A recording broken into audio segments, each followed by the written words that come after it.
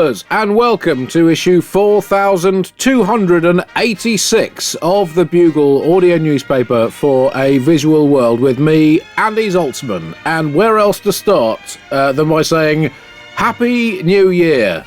This is the first Bugle of the year, yet another year beginning with 2, getting a bit dull now, but the first even-numbered year for just over a year, so at least that freshens things up a bit. Yes, it is indeed 2024, which of course is short for 2024. For f***'s sake, we're nearly a quarter of a way through the century already, and even more for f***'s sake, it's the year I'm going to turn 50.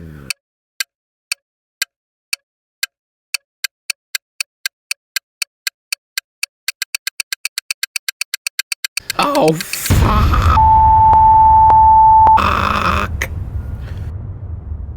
Chris, can you just fade down the internal monologue channel, please, for everyone's sake?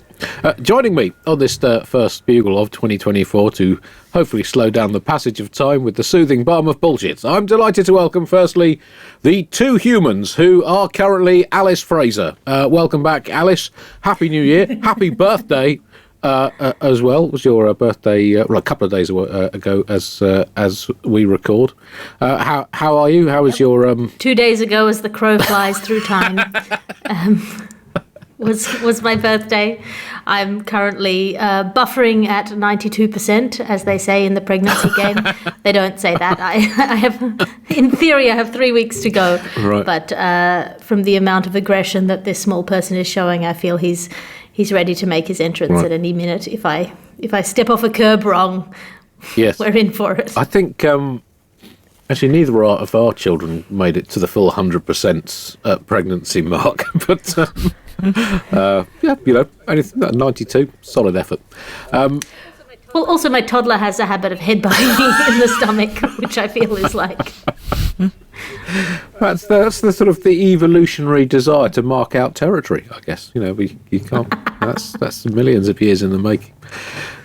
Joining us from India, it's Anuvab Pal. Happy New Year, Anuvab. How's 2024 going for India so far? Very well, Andy. Very well. I am in the city of Calcutta, bringing in the new year with family, and the AQI in Calcutta is about the same as storms raging on the planet Jupiter. So, so that's air quality index, correct? That is absolutely correct. Right. And whatever's going on with Alice is going on in my lungs right now. But as far as I know, I'm not carrying a child, but I don't know. Right. But it's possible that pollution could be so dense that it sort of coalesces in your lungs into some form of primitive life form. But then, I mean, this feels like the start of you work in film, Anuvab. Yes. If this sci-fi film is not made by the end of the year, I will consider you personally to have failed. So get it made. This is going to be a 3-part film called something, Andy.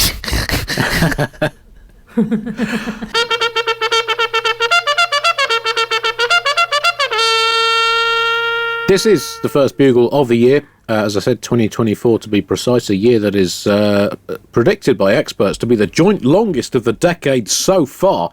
And if the Boffington Calendar are right, it's a good bet to finish the decade in top spot alongside early pace setter 2020 and pre-decade joint favourite 2028. Historically, it seems barely the blink of an eye ago that we were all toasting the advent of a new millennium, but yes, that is already 1,024 years ago, and so much has happened in the meantime, as evidenced by the fact that you are listening to me talking about it rather than watching me stitch it into cloth. The 9th of January, the day we're recording, that's today, as I speak, probably yesterday or a few days ago, or months, or even years, decades ago, as you listen. 9th of January is apparently Play God Day. Have you come across this before, either of you? Well, I mean, we've got 331 million gods, Andy. If one got into that game, I don't think I'd have any income. Yeah, you're apparently, it's Play God Day. You're supposed to act like you are God. And so I assume that I'll just spend the rest of the day after this Bugle recording, doing absolutely sod all to deal with all the problems I've caused over the years, failing to say anything to clarify the not entirely clear things I've said in the past, not catching up on long overdue admin, not correcting all the people who deliberately misinterpret my words, and generally lounging around to no good purpose. So basically, just your average Zaltzman day. I mean, I'm always playing God, Andy. I'm creating life. Tomorrow's the 10th of January, at which point it will be happy birthday to my elder child, who was born on the anniversary of Enlightenment superstar and Christianity skepticism celeb Thomas Paine publishing his smash hit pamphlet Common Sense back in 1776. And just a couple of weeks ago, at the end of 2023, Common Sense was voted most ignored historical advice of the year yet again. I think that is now about 140 years in a row it's taken that title. As always, a section of the Bugle is going straight in the bin. And this week, as I said, it's a leap year this year.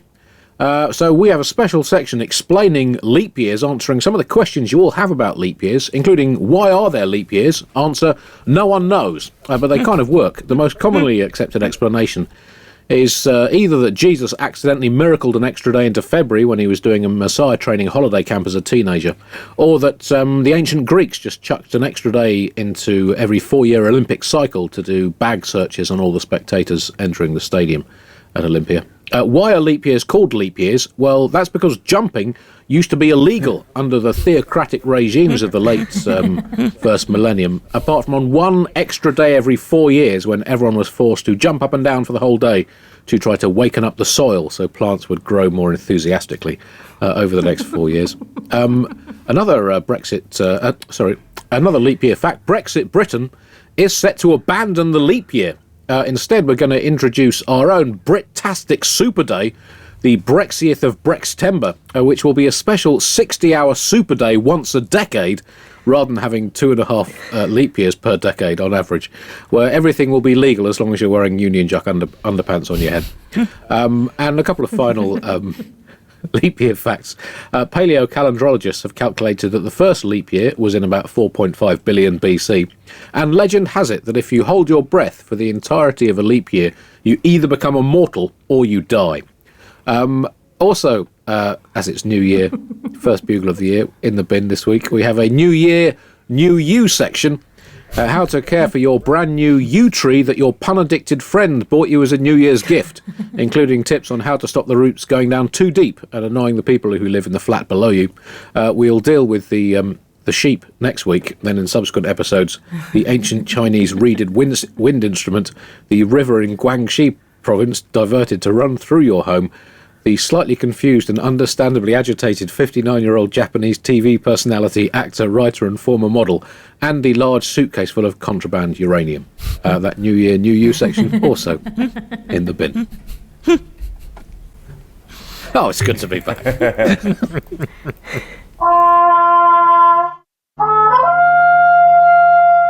Top story this week, 2024 has begun. Yes, as I said, another new year, and it's set to be a year of contests, conflicts, frankly harrowing matchups, and the kind of head-to-head encounters that make you feel like headbutting yourself in despair at what we're doing to ourselves as a species. And this week on the Bugle, we look at some of the defining contests that are going to shape this year of contests. And, well, let's start with the defining contest that looks set to be the most defining and contested defining contest of the year, and that is Donald Trump against American democracy.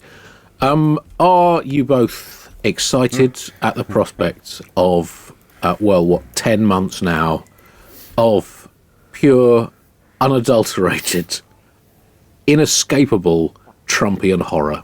I mean, Andy, this is wild. This is the Supreme Court has said that they're going to take up the appeal that Mr. Trump has made against the Colorado court that said he couldn't be on the ballot in Colorado. The Supreme Court have said they'll hear it. Look, the argument against taking Trump off the ballot is that to take him off the ballot will cause widespread chaos. But I feel like they've missed the point at which leaving him on the ballot will cause widespread chaos. It's extraordinary. I think this is like the most interesting thing about this story for me, Andy, is that this is a court now, the Supreme Court, that is so politicized that no matter what they decide, a significant proportion of the population will refuse to accept the ruling. It's like at a wedding, if the priest goes, "I now declare you man and wife," and the groom's half of the room goes, "Yeah, right." In this analogy, January 6th is the part where the priest goes, "Speak now or forever hold your peace," and then a social media paleo influencer in a buffalo hat charges the bride. So yeah, I mean, it is. I mean, this idea that Trump can't be taken off the ballot because it would cause widespread chaos. I mean, does show that irony is still one of our most implacable foes as a species. I mean, basically, what this is saying is that we can't take that shark out of the swimming pool because doing so might cause some people sunbathing around the pool to get splashed a bit. I don't care if it's kids compulsory swimming hour now or not. Rules are rules. So I mean, it's also, as you said, also, as you said, it's the Supreme Court that is going to make this ruling, following on from the ruling of the Colorado Supreme Court and other Supreme Courts late last year. Which disqualified Trump from the ballot for being an insurrectionist, and the Supreme Court ruling will apply nationwide. So Trump's presence on the ballot paper is up to the Supreme Court, and of course the people in the Supreme Court were up to Donald Trump, aka the defendant, whilst he was president, because, well, America is a f***ing idiot, essentially. So that's the situation that we're in. Anuvab, I mean, how much coverage does... I mean, increasingly here in Britain, certainly, we're obsessed with American politics. Does it get the same level of coverage in the Indian news media? It does, and I think one of the things that resonates very well with India is that were he to be elected president and then be convicted, he could run the country from jail. And that we can really identify with because some ministers have had to face that situation. There was even some Indian leading corporate figures who were imprisoned for financial fraud, who sold hotels in New York City, sitting in the main jail in Delhi. So the fact that he can be a functioning president finally means that the American democracy is catching up with the more mature democracy, which is India, and letting things be fluid. And also times like this, when there is uncertain democracy, is when I usually turn to Napoleon. I often turn to Napoleon. But this in particular, because Napoleon did this the right way. But there was a council that was going to run France, and it had to have 5 people on it. There's a lot of debate on who should be on the council. Napoleon wanted to be the head of the council, so he had the vote at gunpoint. So, those things really help. They really help the situation. So I think, like you said, to have some Supreme Court judges that you've appointed, I'm all for a fair fight, but it's a bit of a help. Yeah, I mean, this whole election campaign of Trump versus American democracy is essentially a major sub-conflict in the ongoing bout between America and its most lasting, hated and remorseless opponent, the USA.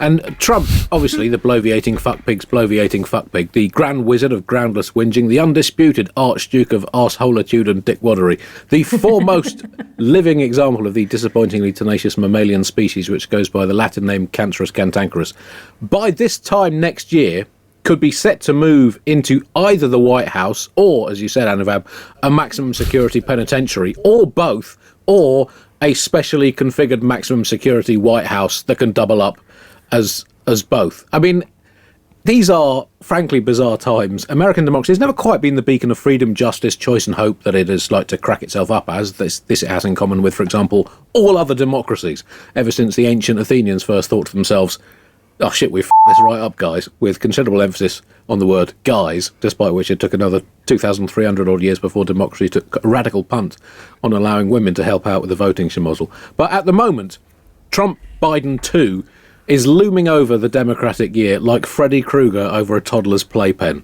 I find it hard to sort of look ahead at this year without a feeling of dread. Not necessarily that Trump is going to win, but just the deluge of Trump-based news that we will have to deal with on this show, frankly.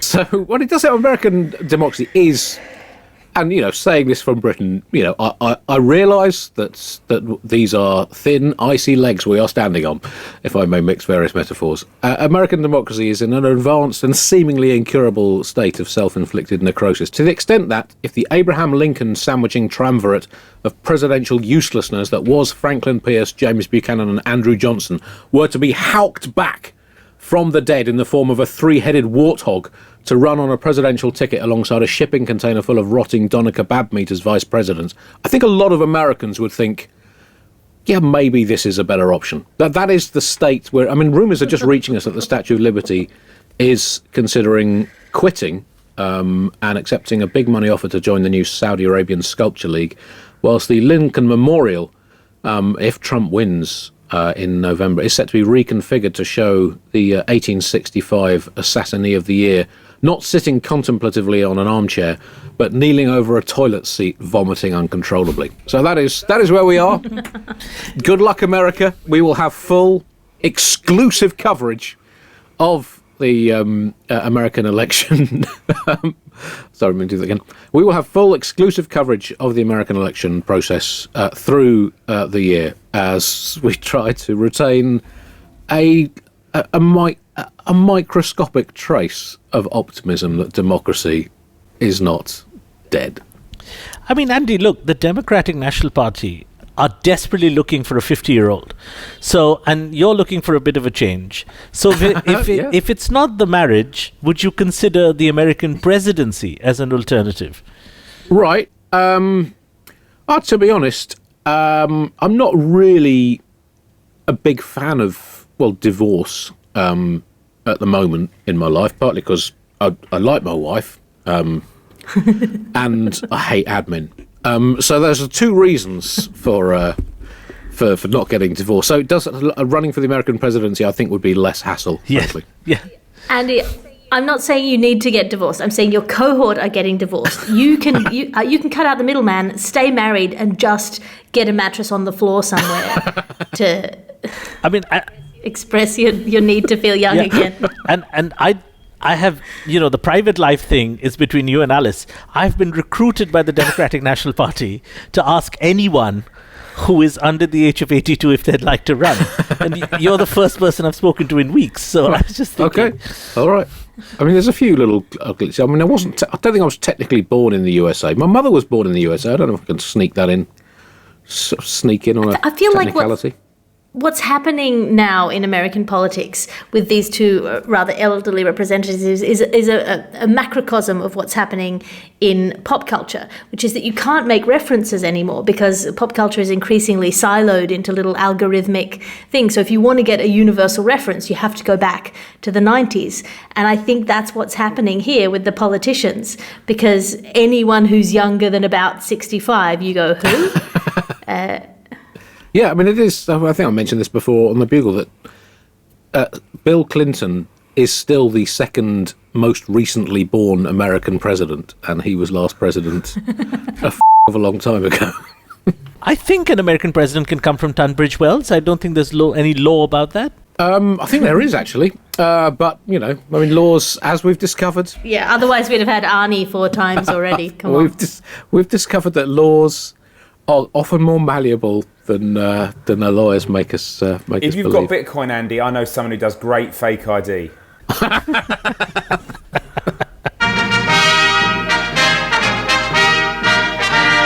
British conflict news now. Well, the big conflict in Britain this year, in this year of conflicts that we talked about, is the Conservatives versus their own record as Conservatives since 2010. They've been in power since David Cameron squeak hoodwinked his way into power in coalition in 2010, 13 and a half years ago. And this week, a Conservative MP, Danny Kruger, said that the Conservatives are going to leave the country when, assuming that they lose the election that is scheduled almost certainly for this year, sadder, less united and less Conservative than they'd found it in 2010, and that they face electoral obliteration.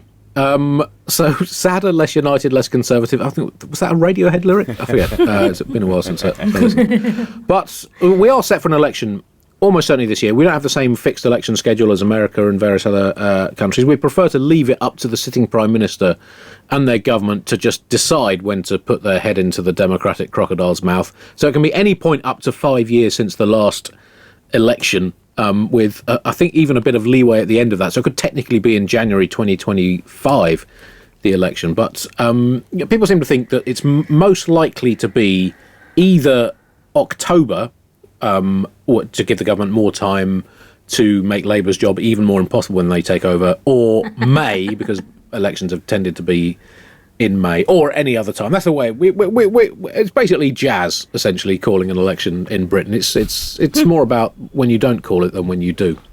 Well, we're getting to watch the edifying spectacle of all the Conservatives turning on each other. It's the ultimate own goal to be betrayed by your own party, except instead of football own goal, it's a pigeon shooting own goal, and the pigeon is your penis. Just watching them all figure out how to talk themselves down, desperately trying to position themselves on the spectrum of political commentary for their jobs after they've been fired. The spectrum of political commentary for ex-Conservative politicians goes from respectable centrist hypocrite to full froth farmer, pandering to the most manipulable of angry online bigots. The people who put the ugh into suggestible. And I, for one, look forward to seeing how that all shakes out. Well, there's a lesson here from an Indian state election, where there was a particular Indian state election in the 1980s where the chief minister kept postponing the election till his son grew up so he could inherit the position. So again, there's a lot of room to learn from mature democracies. And also, I read somewhere, Andy, that there was a conservative politician, the one you mentioned, said that Britain is sadder, less united and less conservative now than when the Conservatives inherited the government. And I've been away from Britain since November, so I just want to know, are these all bad things? Well, I mean, I think, to be honest, looking at the way that the Conservatives have governed, two of them were core targets for the government, sadder and less united. I mean, that's essentially what Brexit was all about. Less conservative. I'm not sure they necessarily wanted to go down that road. Essentially, we're now angrier, more divided, and more self-destructive, I think, is how we are as a nation. So, as a result of this, it's quite hard to see what cards Rishi Sunak can play in his efforts to slightly elongate his time in office. He did warn this week that Britain, if it does vote for Labour, as seems almost inevitable, that Britain would go back to square one.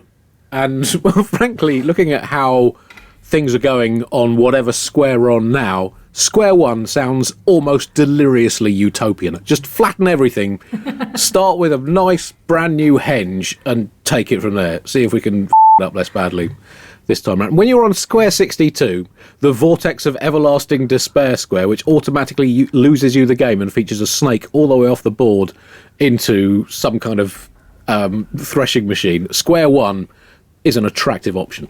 Yeah, I mean, I feel like in the Tory playing board, all the other squares are ladders that lead to snakes. Most of them based in Qatar hedge funds. It's just actually most of the snakes are just backbench Tory MPs waiting to submit their letters of no confidence. Anyway, it's a wonderful year for democracy fans. It's going to show democracy at its sparkling best. We will also have full exclusive coverage of the UK general election whenever that happens in the next 12 months. Nowhere else, no other media outlet will be reporting on it. Anuvab, you brought our attention to another election story that's happening in Bangladesh. Just round the corner from where you are in Kolkata. Correct. Look, I'm always fascinated by elections where the opposition parties are on the run. Britain goes to the polls this year, the United States goes to the polls this year, India goes to the polls this year, and a lot of examples, there isn't really an opposition, everything's in chaos. That's my favorite time. So this week, Bangladesh is having its general elections. I've been fascinated by this. The opposition leader, his name is Abdul Moin Khan, and he's been in hideouts, hiding from home to home, because apparently he's going to be arrested. There's a crackdown, and basically Sheikh Hasina, who's run the country for 3 terms, about to be elected unopposed for a 4th term. She's made sure she's elected unopposed by making sure loads of people who might be running or against her are arrested. Before this guy going into hiding, the Nobel Prize winner Muhammad Yunus, who started the microfinancing bank, Grameen Bank, 83 years old, he was arrested for some financial fraud. And he said, this is not a good way to have elections by putting everyone in jail. I mean, it is a different interpretation of a healthy democracy if your opposition leaders are having to work on their fleeing-based cardio. Again, this is something Trump could consider. Now, one thing that's fascinated me about Bangladesh in the last 10 years is that it's become an export powerhouse. I grew up in the 1980s. Bangladesh was associated with floods and George Harrison. No longer. It, for a long time, was a booming economy. And most of the clothes they make goes to the United States. And America has been very concerned about these flailing elections. And they've taken a very interesting approach. They've said, Bangladesh, we're not happy with the way you're conducting these elections. But rather than Americans doing a show of strength or putting a puppet regime or sanctions, they're trying to influence foreign elections by buying less Lululemon yoga pants, which is an odd approach to controlling the Bangladeshi democracy. But let's see if it works. Let's see. I mean, given how thin Lululemon yoga pants are, I don't think you can get less Lululemon yoga pants. I think at that point it's just invisible pants. This is what the Bangladeshi election is missing: an outside observer in the form of Alice Fraser. This is something the United Nations really needs. I think all elections need that, to be honest.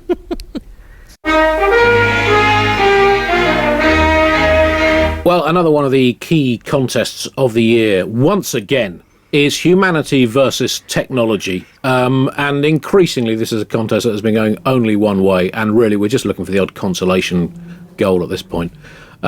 We might as well just accept that we've lost. Alice, I mean, already this year we've had a few exciting developments in the humanity versus technology battle, including something we'll come on to shortly, the smart bidet. And I'm just going to leave that phrase hanging, buglers, for you to just cogitate on subconsciously whilst we cover another story that also makes you question what the fuck we're doing with our millennium planet and species. And this is the CEO of a hedge fund, it turns out, might not actually have existed. It was a crypto hedge fund, and it turns out that the boss might be entirely fictional. Alice, as always, you are keeping your finger on the pulse of crypto insanity. Tell us bring us up to date with this story. So for context, Andy, in 2022, the cryptocurrency hedge fund Hyperverse collapsed. It suspended withdrawals. It was accused of operating as a pyramid scheme. According to blockchain analysts, the losses were estimated to exceed $1.3 billion. Thousands of consumers lost millions of dollars. And Stephen Rees-Lewis, who was the chief executive officer, is obviously the person most accountable. But it's starting to seem like he might not exist, and not like he fled to Montenegro and changed his name, more like he never existed. His CV is completely made up. None of the places he ever claimed to work or study have any record of his existence, and they just decided they were going to make up a CEO for this company. It is a genius way to avoid criminal liability. The ultimate heist. You can't catch me. I was never real. Much like so many of the cryptocurrency products that this hedge fund managed, it only really existed if you believed in it. And it's taken basically up until now to confirm that this man who never existed, who helmed a failed company, was in fact as fake as he seemed. And part of that was that the person who first broke the news was a journalist for a tabloid newspaper, for The Mirror, Andrew Penman, wrote about it because he found out that the people who had endorsed this chap, Stephen Rees-Lewis, including Apple co-founder Steve Wozniak, and a couple of other celebrities may have had their endorsements purchased on Cameo. And well, Alice, Andy, I have a quick question. I know that there's an issue with CEO not existing, but on the other side of it, a currency that does not exist, should it not have a CEO that does not exist? Isn't there a synergy here? There is. There is an internal logic to this. One of the celebrities was alongside Steve Wozniak, Chuck Norris, apparently. I mean, that's an interesting combination for a start. Maybe this is, because technology keeps showing us glimpses of a future that is really as dystopian or utopian as we choose to make it. We talked about the American election earlier on. Would an entirely made-up president not be vastly preferable for America in 2024? I think this to me, Alice, is a good news story. Also, I mean, I've some experience of the benefits of people who don't exist. Many years ago, when I was a student, I used to I edited and wrote most of the sports pages of one of the student newspapers. And not all of my articles were 100% fact-based. It may not surprise you to find out. And generally, the editors let me get on with it because I was very good at page layout and everything was scrupulously proofread, even if the contents were total bullshit. They were correctly spelled, punctuated and nicely laid out. So they let me get on with it. I had my own little sort of fiefdom on the 2 pages of sport a week. But one week, one of the editors said, "I'm afraid we can't print this article because it's libelous." Well, it can't be libelous because no one in the article exists. So there we go. I have a quick question about this, Andy. The games and sports you were writing about, did they take place or did you make up the games as well? Well, some of them did. And right. Some of them would then embellish the reports. Going on the principle that, frankly, no one really cared that much about the inter-college hockey tournament or whatever. I had a few complaints from some of the people involved, but mostly people seemed like. But there were also other events. And in fact, in Bugle's past, we had a few reports from our marginal sports correspondent, Wohl, which actually began my days on the student sports page. So there we go. It's, anyway, that is literally a millennium ago. Let's move on now. I think we've all had a few minutes now to think about it. The 2 words, smart bidet. And if 2 words combined sum up where we are as a species, particularly commercially, I think smart bidet is it. It is the year 2024, so of course you can now buy a $1,300 smart bidet. If this surprises you, you've not been paying attention to the planet for the last 250 years. This, to me, is the logical endpoint of the Industrial Revolution. There is nowhere else to go from here. When those mechanical pioneers and engineering visionaries started revolutionising what was possible with machinery and technology in the 18th century, surely this is what they dreamed of: a voice-activated arse blaster with variable spray intensities, heated seat, automated night lighting, and, I assume, the capability of suppositorising podcasts directly into your batocular cavity so you can assume all the spiritual nutrients from the show without even having to listen to it. The future is already here. There's another example of when the future is already here. I went on holiday with the family to southern Spain for a week over New Year, and it was absolutely delightful. The highlight, however, it's all the architectural wonders and wonderful food and fascinating history, was a couple of machines. There was this little sort of 24-hour-a-day outlet, and it was just a couple of vending machines. And one of the vending machines, basically 24-hour day burger and kebab vending machine, where for €3 you could get from a machine a doner kebab, a hot dog, or a burger. I don't know if there's any vegetarian or vegan options, but you could definitely get a €3 doner kebab. And I thought, well, this is one of the most amazing things I've ever seen. So I took a photo of it. And then I noticed that next to it was another vending machine selling sex toys. So 24 hours a day in Seville, you can go and get yourself a doner kebab and a double-ended dildo. And where can human civilization go from here? Capitalism has no more cards to play. It's done. It's achieved everything it needed to achieve. Here's some loose change. Choose how you'll ruin your night. I mean, the great Moorish empires were not built out of nothing. They've thought through everything. I mean, this was literally yards from the Alcazar in Seville, one of the great architectural wonders of Europe. An extraordinary building that showed the limits of human creativity, but even that paled into insignificance next to this tiny little. And Andy, whether you choose the kebab or the double-ended dildo, you are going to need a smart bidet. Exactly. Family show.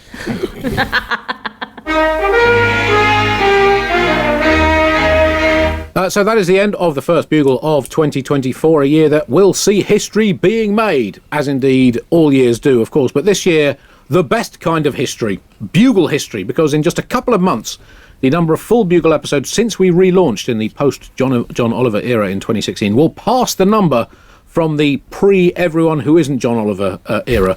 And then sometime later in the year, just or after the middle of the year, we will hit the 600 full episodes mark, which by my reckoning will also be around the 4 million words of pure, unadulterated Bugle wisdom, insight and life guidance, not including sub-episodes, in the 16 and a half years since we first podcasted into the hyperwaves. If a medieval monk were to transcribe all the Bugles and get fancy with it, we're talking high-end calligraphy and a full illuminated letter at the start of every paragraph, plus extra illustrations to pep things up visually. Let's say that works out around 2.2 words per minute, including the really arty ones.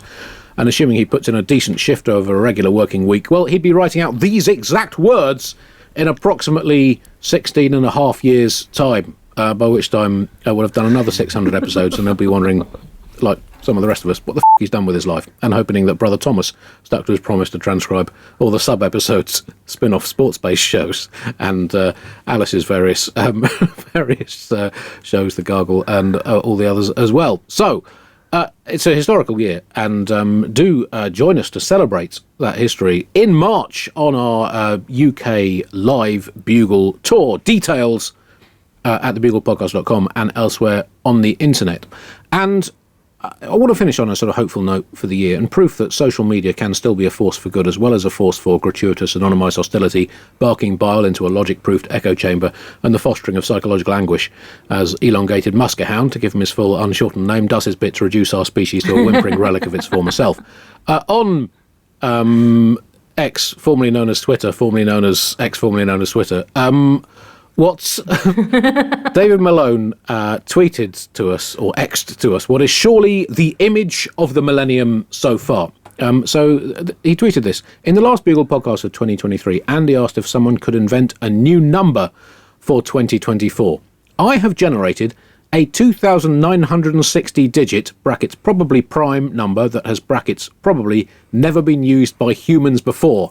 I call it the Zaltzprime. Now, he then, the image with the tweet, and I've retweeted this from the Bugle X Twitter feed, is all these numbers, and got all the classic digits like 2s, 4s, 0s, a hell of a lot of 3s, plus the likes of your 6s, your 9s, your 5s, your 7s, your 1s, and even your 8s, and together, as they're laid out in a number of lines in a kind of rectangular shape, they make up, purely through the shape of numbers, my face as portrayed in the Bugle logo. It is unquestionably the greatest artistic creation of this or indeed any other millennium. David adds in a follow-up tweet, I estimate the chance of someone having ever looked at this number before as less than 1 in 10 to the power of 47, and likely lower. The chance of this number not being a prime number should be lower than 1 in 10 to the power of 300. So, there we go. We talk about the logical end of civilization. This might be the logical end of the Bugle podcast, this extraordinary creation. So thank you, David Malone, for that, for restoring my hope in humanity and proving that numbers are better than words. Who needs a magic number when you have a number composed entirely of bullshit?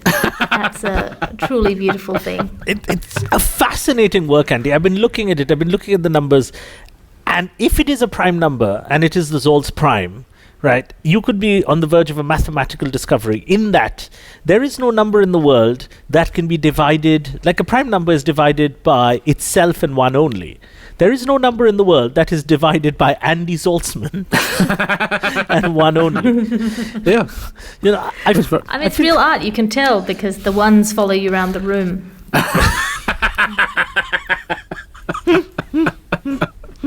We are going to get this made into merch. Yes. And we are going to be charging less than one Zaltzprime per t-shirt or mug. It's a currency. It's a currency now. Also, I'm going to use it as my my 2,960 digit long PIN number, so you'll be able to hack into my my accounts if you study this number carefully enough. Thank you, David, for your contribution to human and Bugle culture. Don't forget to book your tickets for the live show if you enjoy the Bugle. And want to contribute to its continuing freedom from adverts and existence generally, do go to thebuglepodcast.com and click the donate button to make a one-off or recurring contribution. Also, Chris has told me in no uncertain terms to tell you to follow and to follow the show. Chris, you're going to have to, just because I'm not entirely up with all the things that you young people do. So basically, you can just click follow. All I'm saying is there's a chance that someone right now is listening to the show and they don't currently officially follow it. And I don't want them to miss out on next week's episode. So just click follow now. Right. On any platforms, does this work on all the platforms you have been? All right, all platforms. It used to be that people had to, quotation marks, subscribe. But the podcast industry has now evolved, very excitingly, to use the word follow. Okay. Right. Oh, this is like Messiahs all over again. So, once again, it's a Jewish guy at the forefront of it.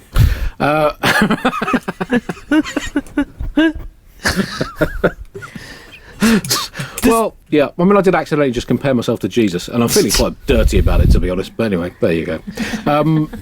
Alice, anything to plug right now other than your forthcoming child? Yes, Andy, I do have something to plug, and it's not my uterus.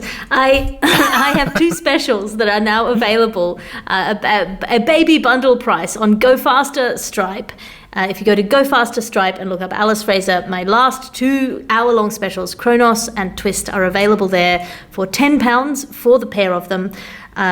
Or if you subscribe to my Patreon, patreon.com/Alice Fraser, you can get them for free if you subscribe at any level. So that's Go Faster Stripe and look up Kronos and Twist. I recommend watching them in chronological order because that's how I wrote them. But, you approach time from whatever angle you like. So that's either Go Faster Stripe or patreon.com/Alice Fraser, and you get to see my 2 most recent hour-long specials, both of which I'm very proud of. And of course, the gargle is continuing unabated for the rest of time. Also, I do a podcast, Andy.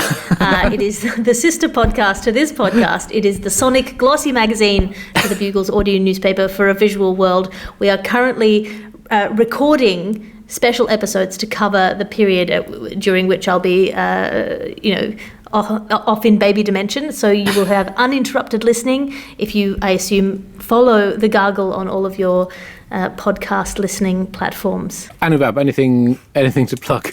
Well, first of all, I'm just fascinated that, the Bugle has caught up with Gen Z marketing. I'm very happy that's happening. Gen Z was named after me. That's correct. Let's not forget that. That's the level of influence I wield in this world. That's a bigger claim than being like Jesus, I think. You've just let them at a free run, Andy. Now you're just staking your claim. It's fair enough. I did a show called The Department of Britishness at Edinburgh last year, and due to some huge folly, I'll be touring it over the summer across a few British cities to embarrass myself, not just in London, but across the British Isles, because I feel like there's, again, not enough people screaming for Britishness in the world. So I have to come all the way from India to do it. It'll be between the 15th of May and the 15th of June, and the dates will be out somewhere on social media. And I'll be there in person, unlike the Bitcoin CEO who didn't exist. Thank you for listening, Buglers. We do hope 2024 brings you all the joy and happiness that a year with a British and an American election can possibly bring, which is probably not very much. Until next week, when we will have Nish Kumar on the show, goodbye.